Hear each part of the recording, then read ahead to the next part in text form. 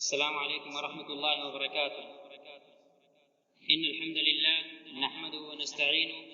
ونؤمن به ونتوكل عليه ونعوذ بالله من شرور انفسنا ومن سيئات اعمالنا من يهده الله فلا مضل له ومن يضلل فلا هادي له واشهد ان لا اله الا الله واشهد ان محمدا عبده ورسوله اما بعد قال الله تعالى في كتابه الكريم اعوذ بالله من الشيطان الرجيم شهر رمضان الذي انزل فيه القرآن۔ حضرات گرامی، اللہ رب العزت کا بے پناہ شکر و احسان ہے کہ وہ ہم پر اپنی نعمتوں کی نوازش کی۔ یہ نعمتیں آپس میں ایک دوسرے سے مختلف ہیں، جس طرح سے ایک انسان دوسرے انسان سے مختلف ہے۔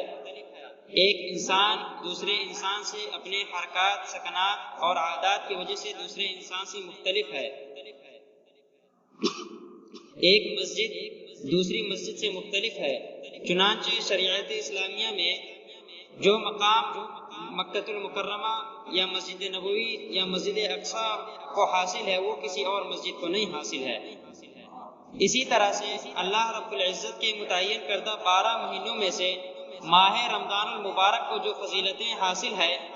وہ کسی اور مہینے کو نہیں حاصل ہے۔ یہ فضیلتیں، یہ خصوصیتیں کئی اعتبار سے ہے۔ سب سے بڑی فضیلت اور خصوصیت تو یہ ہے کہ اس ماہ مبارک میں اللہ رب العزت نے قرآن کریم کا نزول ارشاد فرمایا، وہ کتاب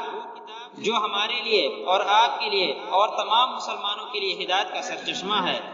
چنانچہ اللہ تعالیٰ نے ارشاد فرمایا، شہر رمضان الذی انزل فیہ القرآن، رمضان کا وہ مہینہ ہے جس میں اللہ تعالیٰ نے قرآن کریم کو نازل کیا، ہدی للناس، جو لوگوں کے لیے ہدایت کا سرچشمہ ہے۔ اسی طرح سے یہ شہر الصبر ہے۔ انسان اس مہینے میں بہت سی چیزوں سے صبر کرتا ہے، یہاں تک کہ اللہ رب العزت کی حلال کردہ چیزوں پر بھی صبر کرتا ہے۔ مثال کے طور پہ یہ ساری چیزیں جو آپ کے سامنے رکھی ہوئی ہے، کھانے پینے کی چیزیں، یہ سب اللہ تعالیٰ کی حلال کردہ نعمتیں ہیں، لیکن اگر کسی شخص سے کہا جائے کہ وہ کھا لے، وہ نہیں کھا سکتا اس وقت۔ وہ یہی کہے گا کہ اذان میں چند منٹ رہ گئے ہیں، اذان ہوگی اس کے بعد ہی ہم کھائیں گے، کیونکہ وہ جانتا ہے کہ جو روزہ مشروع ہوا ہے وہ غروب آفتاب تک ہے۔ تو اس طرح سے انسان اپنے آپ کو ان سب چیزوں سے صبر کیے رہتا ہے۔ حضرات، یہاں پہ ایک اہم نکتہ یہ نکلتا ہے کہ جب اللہ تعالیٰ کی حلال کردہ چیزوں سے انسان صبر کر سکتا ہے تو حرام کردہ چیزوں سے کیوں نہیں اپنے آپ کو روک سکتا ہے؟ مثال کے طور پہ جو ساری چیزیں آپ کے سامنے رکھی ہوئی ہے، چاہے کھجور ہو، پانی، جوس، یہ ساری کی ساری چیزیں اللہ تعالیٰ کی حلال کردہ چیزیں ہیں، لیکن انسان اس سے باز آیا ہوا، ابھی نہیں کھا رہا فی الحال۔ تو جب ہم اللہ تعالیٰ کی حلال کردہ چیزوں سے صبر کر سکتے ہیں تو حرام کردہ چیزوں پر کیوں نہیں صبر کر سکتے ہیں اور اس سے اپنے آپ کو کیوں نہیں بچا سکتے ہیں؟ میرے بھائیوں، یہ ایک شیطانی وسوسہ ہے، ایک وہم اور ایک خیال ہے کہ انسان ان سب چیزوں سے پرہیز نہیں کر سکتا ہے، حالانکہ انسان اگر چاہے تو اللہ تعالیٰ کی حرام کردہ چیزوں سے بھی پرہیز کر سکتا ہے، بشرطے کہ اللہ تعالیٰ سے اس کی توفیق مانگے اور سچی نیت اور عزم مصمم کرے۔ حضرات، آج کا جو موضوع درس ہے وہ یہی رمضان المبارک کی جو خصوصیت ہے اس میں سے ایک جو سب سے پہلے جس کا ذکر ہوا وہ یہ ہے کہ ماہ رمضان المبارک میں اللہ رب العزت نے قرآن کریم کو نازل فرمایا۔ آج کا جو موضوع درس ہے وہ قرآن کریم کے متعلق ہی ہے۔ اللہ تعالیٰ نے اس کتاب مقدس کو ماہ رمضان المبارک میں ہی نازل کیا اور ماہ رمضان المبارک کی ایک رات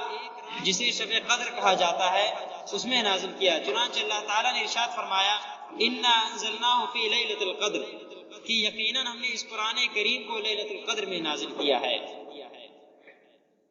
اسی لیے اللہ تعالیٰ کے کلام کی فضیلت ویسی ہی ہے جیسے اللہ تعالیٰ کی فضیلت دوسروں پر ہے۔ حضرات، اگر ہم اپنے آپ پر غور کریں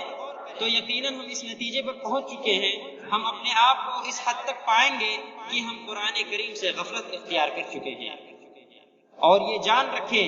کہ اللہ کے رسول صلی اللہ علیہ وسلم قیامت کے دن اللہ رب العزت سے شکایت کریں گے کہ وقال الرسول یا رب ان قوم اتخذوا هذا القرآن مہجورا، اللہ کے رسول صلی اللہ علیہ وسلم اپنے رب سے کیا شکایت کریں گے کہ میری قوم کے لوگوں نے اس قرآن کو چھوڑ دیا ہے، اس سے غفلت اختیار کر بیٹھے ہیں، جبکہ یہ کتاب ہمارے لیے ہدایت کا سرچشمہ ہے۔ اللہ تعالیٰ نے ارشاد فرمایا ان هذا القرآن يهدي للتي هي اقوم ويبشر المؤمنين الذين يعملون الصالحات ان لهم اجرا كبيرا۔ اسی طرح سے اس قرآن کی تلاوت میں ایک لذت ہے جو انسان کو سکون اور اطمینان دیتی ہے، جس سے انسان کو قلبی سکون حاصل ہوتا ہے۔ چنانچہ اللہ تعالیٰ نے ارشاد فرمایا الذین آمنوا وتطمئن قلوبهم بذکر اللہ الا بذکر اللہ تطمئن القلوب، جو لوگ ایمان لائے ہیں ان کے دل اللہ رب العزت کے ذکر سے مطمئن ہوتے ہیں۔ اللہ تعالیٰ ارشاد فرماتا ہے الا بذکر اللہ تطمئن القلوب، سن لو اللہ تعالیٰ کے ذکر سے ہی، اللہ تعالیٰ کی یاد سے ہی دلوں کو اطمینان حاصل ہوتا ہے۔ اسی طرح سے قرآن کریم کی تلاوت پر فرشتے نازل ہوتے ہیں، جیسا کہ اللہ کے رسول صلی اللہ علیہ وسلم نے ارشاد فرمایا وَمَا اجْتَمَعَ قَوْمٌ فِي بَيْتٍ مِّن بُيُوتِ اللَّهِ يَتْلُونَ كِتَابَ اللَّهِ وَيَتَدَارَسُونَهُ بَيْنَهُمْ إِلَّا نَزَلَتْ عَلَيْهِمُ السَّكِينَةُ وَغَشِيَتْهُمُ الرَّحْمَةُ وَحَفَّتْهُمُ الْمَلَائِكَةُ وَذَكَرَ اللَّهُ فِي مَنْ عِندَهُ، کہ اگر کوئی قوم کچھ لوگ اکٹھا ہو کر کے اللہ رب العزت کے گھر میں یعنی مسجد میں اللہ تعالیٰ کی کتاب کی تلاوت کرتے ہیں تو ان میں اللہ تعالیٰ سکینت نازل کرتا ہے اور رحمت ان کو ڈھانپ لیتی ہے، فرشتے ان کو گھیر لیتے ہیں اور اللہ رب العزت اپنے لوگوں میں اس کا تذکرہ کرتا ہے۔ یہ اتنی بڑی خصوصیت ہے۔ اسی طرح سے قرآن کریم کی تلاوت پر اجر بھی بے شمار ہے۔ چنانچہ اللہ کے رسول صلی اللہ علیہ وسلم نے ارشاد فرمایا من قرأ حرفا من کتاب اللہ فله به حسنہ والحسنة بعشر امثالها لا اقول الف لام میم حرف ولكن الف حرف ولام حرف ومیم حرف، کہ جس نے قرآن کریم میں سے ایک حرف بھی پڑھا تو اسے اللہ رب العزت نیکیاں دیتا ہے اور ایک نیکی 10 گنا تک اس کی زیادتی ہو سکتی ہے۔ چنانچہ ارشاد فرماتے ہیں کہ میں یہ نہیں کہتا کہ الف لام میم یہ ایک حرف ہے، نہیں، بلکہ الف اس کا ایک حرف ہے، لام ایک حرف ہے، میم ایک حرف ہے۔ ساتھیوں سوچنے کی بات ہے، اگر انسان صرف الف لام میم پڑھتا ہے تو اس کو 30 نیکیاں ملتی ہے، اس طرح اگر انسان ایک صفحہ روزانہ پڑھ لے تو اس کو بے شمار نیکیاں مل جائیں گی۔ لیکن افسوس کی بات ہے ان سب فضائل، ان سب خصوصیات کے باوجود ہم اس سے خواب غفلت میں پڑے ہوئے ہیں۔ اسی طرح سے اگر ہم یہ دیکھیں کہ عام کتاب پڑھنے والا اگر کوئی شخص ہے تو اس کی قدر و منزلت اتنی نہیں ہوتی ہے جتنا کہ جو شخص کتاب اللہ کی تلاوت کرتا ہے یا جتنا جو شخص قرآن پڑھتا ہے۔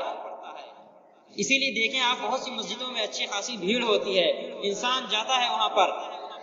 اس کی اللہ تعالیٰ مقبولیت پیدا کر دیتا ہے اس قاری کی یا اس امام کی کہ لوگ اس کے لیے بھیڑ لگا کر کے پہنچ جاتے ہیں اور اس کے پیچھے نماز ادا کرتے ہیں، کیونکہ اللہ تعالیٰ نے ارشاد فرمایا ان اللہ یرفع بهذا الکتاب اقواما، کیونکہ اللہ کے رسول صلی اللہ علیہ وسلم نے ارشاد فرمایا کہ ان اللہ یرفع بهذا الکتاب اقواما ویضع به آخرین۔ حضرات اسی طرح سے یہ قرآن کریم جس طرح سے روزہ قیامت کے دن اللہ بندے کے لیے سفارش کرے گا، اسی طرح یہ قرآن کریم بھی بندے کے لیے اللہ رب العزت سے قیامت کے دن سفارش کرے گا۔ وہ قیامت کے دن جس دن کے بارے میں اللہ تعالیٰ نے کہا یوم لا ينفع مال ولا بنون، جس دن آپ کا کمایا ہوا پیسہ، آپ کی کمائی ہوئی دولت کسی کام کے نہیں آئے گی، آپ کے بچے، ایک دو بچے نہیں، آپ چاہے جتنے بچے آپ کے ہوں وہ کسی کام کے نہیں آنے والے ہیں۔ اس دن یہ قرآن کریم آپ کے لیے سفارش کرے گا۔ حضرات سوچنے کی بات ہے کہ دنیاوی معاملات میں اگر ہمارے اوپر کوئی ذمہ داری یا کوئی کام ہم کو کرنا ہوتا ہے تو ہم ایک دوسرے سے سفارش کرنے لگ جاتے ہیں۔ مثال کے طور پہ اگر کسی کو گھر جانا ہے، کسی کو تنخواہ بڑھانے کا معاملہ یا اور کچھ ہے،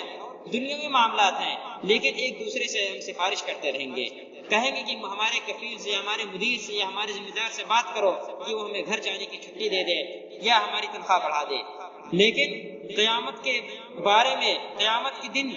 جس دن آپ کی کمائی ہوئی دولت، جس دن آپ کی کوئی چیز کام آنے والی نہیں ہے، یہاں تک کہ ایک ماں اپنے بیٹے کے کام نہیں آنے والی ہے۔ میاں بیوی کی محبت مشہور ہے دنیا میں، لیکن ایک بیوی بھی اپنے شوہر کے کام نہیں آئے گی، وہی بیوی جو دنیا میں اس کے لیے جان دینے کو تیار رہتی ہے، لیکن وہ قیامت کے دن وہ بھی اس کے کام نہیں آئے گی۔ اس دن یہ روزہ، اس دن یہ قرآن کریم یہ آپ کے لیے سفارش کریں گے، لہٰذا ہمیں اس سے غفلت نہیں برتنی چاہیے۔ حضرات، اللہ رب العزت نے قرآن کریم کو جو نازل کیا ہے اس کے کئی مقاصد ہیں، میں دو تین کا ذکر کرنے کی کوشش کرتا ہوں۔ اس میں سے سب سے پہلی چیز تو یہ ہے کہ یہ کتاب ہمارے لیے ہدایت ہے، چنانچہ اللہ تعالیٰ نے ارشاد فرمایا وَلَكِنْ جَعَلْنَاهُ نُورًا نَهْدِي بِهِ مَن نَّشَاءُ مِنْ عِبَادِنَا، لیکن ہم نے اس قرآن کریم کو نور بنایا ہے تاکہ جسے ہم چاہیں اپنے بندوں میں سے اسے ہدایت دیں۔ انسان کے لیے نور اتنا ہی ضروری ہے جس طرح سے کوئی شخص اندھیرے میں جا رہا ہو اور اس اندھیرے میں بہت زیادہ گڈھے ہو، پتھر ہو، کانٹے دار راستہ ہو، اس کے لیے روشنی کی ضرورت اسی طرح ہے جس طرح سے ایک انسان کو، ایک مومن بندے کو نور کی ضرورت ہے۔ اسی طرح سے اللہ تعالیٰ نے ارشاد فرمایا وَنَزَّلْنَا عَلَيْكَ الْكِتَابَ تِبْيَانًا لِكُلِّ شَيْءٍ وَهُدًى وَرَحْمَةً وَبُشْرَى لِلْمُسْلِمِينَ، ہم نے اس کتاب کو مفصل ہدایت کے لیے نازل کیا اور مسلمانوں کے لیے ہدایت ہے اور رحمت ہے اور خوشخبری ہے۔ لہٰذا ہمیں قرآن پڑھنا چاہیے، زیادہ سے زیادہ اس کی تلاوت کرنی چاہیے، فہم و تدبر کے ساتھ اس پر عمل پیرا ہونا چاہیے اور اس سے غفلت نہیں اختیار کرنا چاہیے۔ حضرات، اللہ تعالیٰ نے قرآن کریم کے اندر ارشاد فرمایا وَمَنْ أَعْرَضَ عَنْ ذِكْرِي فَإِنَّ لَهُ مَعِيشَةً ضَنْكًا، کہ جو شخص ہمارے ذکر سے منہ پھیر لے گا تو اسے فَإِنَّ لَهُ مَعِيشَةً ضَنْكًا، تو اس کے لیے ایک تنگ زندگی ہو جائے گی۔ وَنَحْشُرُهُ يَوْمَ الْقِيَامَةِ أَعْمَى، اور ہم اسے قیامت کے دن اندھا کر کے اٹھائیں گے۔ قَالَ رَبِّ لِمَ حَشَرْتَنِي أَعْمَى وَقَدْ كُنْتُ بَصِيرًا، وہ کہے گا اے میرے پروردگار، مجھے کیوں اندھا بنا کر کے اٹھایا جبکہ میں دیکھنے والا تھا، میں دنیا میں دیکھتا تھا، میرے پاس بصیرت تھی۔ تو اللہ تعالیٰ کیا فرماتا ہے، اس کی وجہ بیان کرتا ہے قَالَ كَذَلِكَ أَتَتْكَ آيَاتُنَا فَنَسِيتَهَا وَكَذَلِكَ الْيَوْمَ تُنسَى،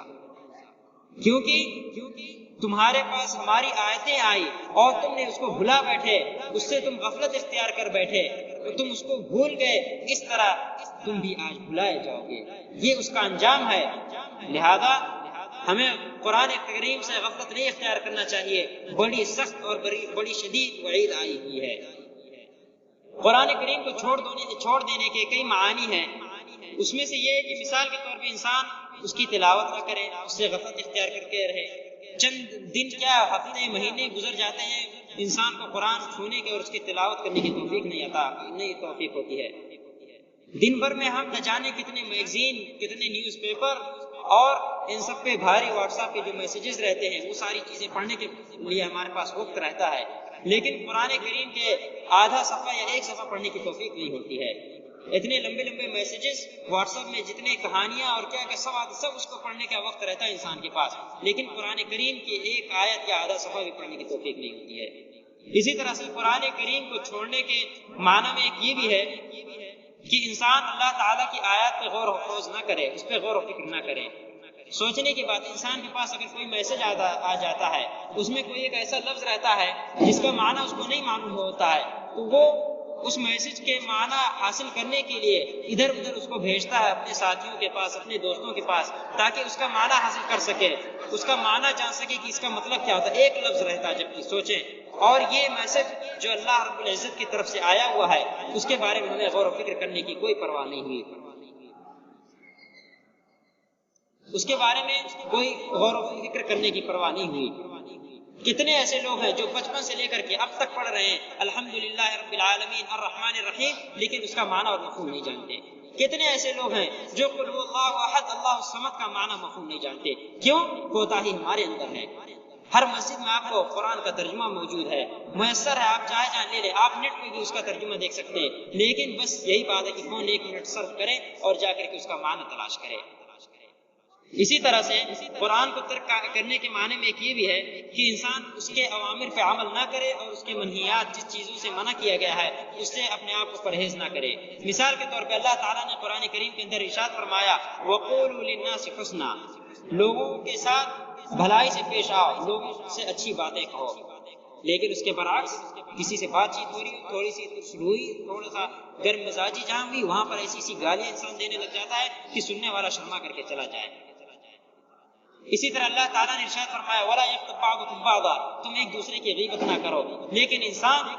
انسان آج کل ایک دوسرے کی غیبت کرتا رہتا ہے، بلکہ غیبت انسان کی محفل کا سب سے بڑا سرمایہ رکھتا ہے، اسی پر انسان کی محفل ٹکی رہتی ہے۔ بہرحال ان سب چیزوں کی رعایت کرنا ضروری ہے، اور اللہ رب العزت سے دعا ہے کہ وہ ہمیں اور آپ کو اور تمام مسلمانوں کے روزے اور قیام قبول فرمائے۔ وآخر دعوانا الحمدللہ رب العالمین۔ السلام علیکم۔